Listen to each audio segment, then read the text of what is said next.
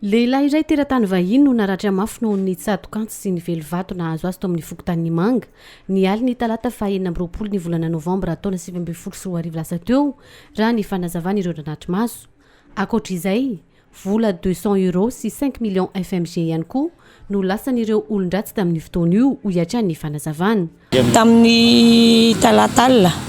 tokony tamin'ny 10 alina dia nisy andehanjiolona 5 sy vehivavy manano tena anankiray nanafika Comorien sy mpivahiny avy any Namake izay nandalo teto amin'ny Fokontany Manga tao amin'ny barady manga nivantanan'ireo olona ireo dia nilaza le nanano tena fa nitondra azy nandeha chambre io mpivahiny io dia tsy nanefa vola nefa zany nanome vola anazy le mpivahiny zany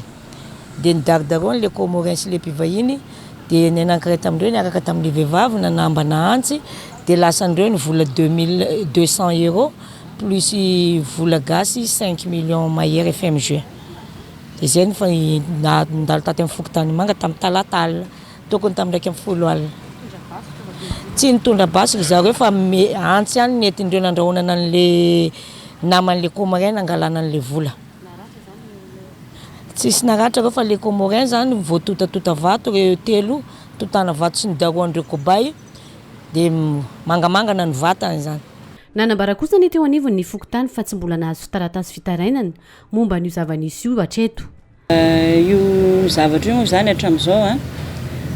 ny tompona andraikitra ao amin'le hôtely zany tsy nampafantatra anay Fokontany hoe nisy zavatra ohatran'izay nandalo tato amin'ny Fokontany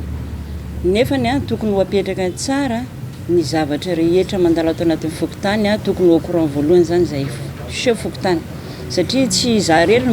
miasa ato fa manana adjoint zay manana vomira zay ka tianay mpahafantarina eto zany fa zay Fokontany zany tsy au courant mihitsy amin'io zavatra io fa ny zavatra fanandalo de jour zay vao nafantatra hoe nisy an'izay ka somary gagagaga ihany ny Fokontany. Tsy ny Fokontany tsy tia andraikitra zay ngamba raha misy fandraisana andraikitra